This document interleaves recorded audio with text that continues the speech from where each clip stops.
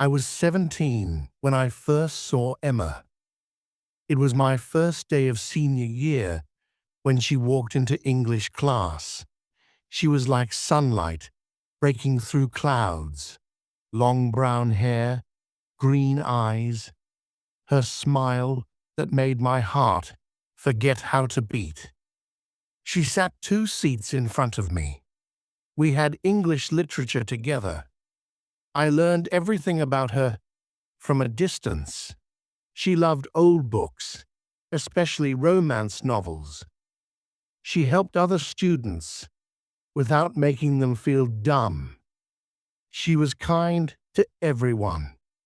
My name is Daniel, and I was in love with Emma. I wrote love letters I would never send, poems she would never read. I told myself I would talk to her tomorrow, but tomorrow kept becoming yesterday, and I stayed silent.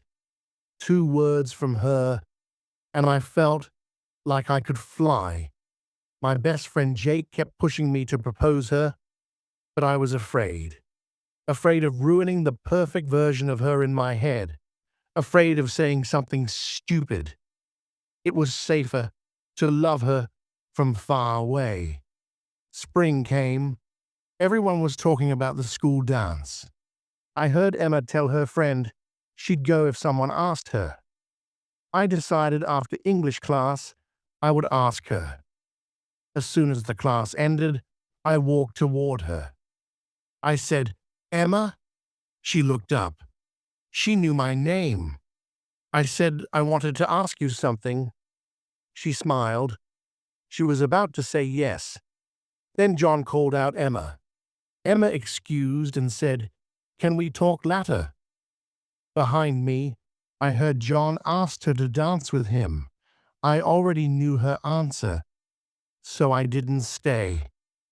That night, I wrote the longest letter I had ever written. I told her everything. How I had felt since the first day. How many times I had almost talked to her. How I had been planning to ask her to the dance, but waited too long. I poured my heart onto those pages. When I finished, it was 3 in the morning. I folded it, put it in an envelope. I wrote her name on it. I thought, tomorrow I'll give it to her. The next Monday, Emma wasn't in class, or Tuesday, or Wednesday. On Thursday, our teacher made an announcement. She said, her father got a job in another state. They had to leave immediately. Emma won't be returning to school. The words hit me like a punch. I couldn't breathe. She was gone. No warning, no goodbye, gone. I still had the letter in my backpack. All those words she would never read. That afternoon, I went home and took out Emma's favorite book, Pride and Prejudice.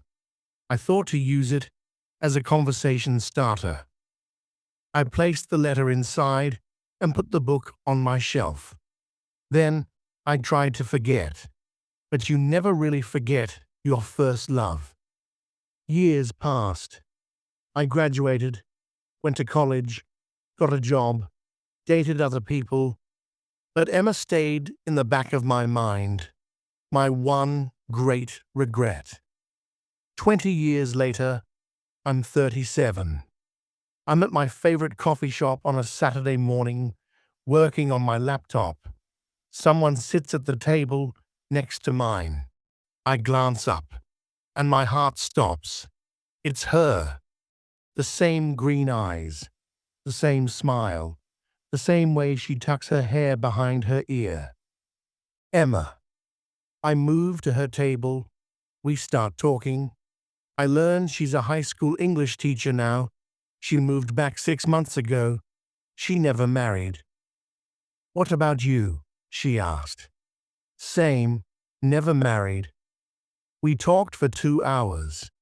Then Emma asked, can I ask you something weird? Did you have a crush on me in high school? My heart pounds. This is the question I've waited 20 years to answer. I could lie, protect myself, but I made a promise. I honestly accepted and told her that I was afraid to tell you. She looked surprised, then sad.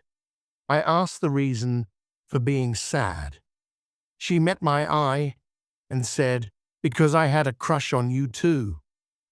I was like, "What?" "You," she said softly. "I thought you were sweet. I kept hoping you would talk to me, but you always looked away. I thought you weren't interested." I could not breathe. All those months, all those letters, all that wasted time because we were both too scared. We sit in silence, both thinking about how different things could have been. I said, "I was going to ask you to the spring dance. But John asked you first." Emma laughed. "I only said yes because I had given up on you asking me. The dance was terrible. He barely danced with me." 3 months later, Emma and I are together. One evening, I show her the letter. She reads it, tears in her eyes. "This is beautiful. I was too scared to give it to you. I understand, but I'm glad you showed me now." She hands it back and said, "That fear tried to keep us apart, but love brought us back together, that it's never too late to be brave." I keep the letter in my desk now. Sometimes I read it, remembering the boy I was, the boy who loved in silence. If you need to say something to someone, say it now. Don't wait for the perfect moment. Don't wait until you're ready. If you enjoyed this story and want to improve your English listening and speaking skills through meaningful stories, please subscribe to our channel and turn on notifications.